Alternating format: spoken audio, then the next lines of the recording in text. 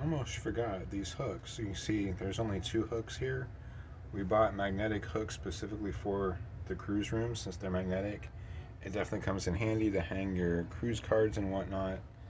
You have your air conditioning, and I watched a lot of videos where said this doesn't do anything. Guess what? That's the switch to the bathroom. This does control the speaker sound, because there was an announcement that came over the speaker in here while I was in, and this did make it was up to here. It was loud. This is softer. Had it right in the middle. So the speaker right there, that control does work for that speaker. So air freshener, definitely. Magnetic hooks, definitely. That was great.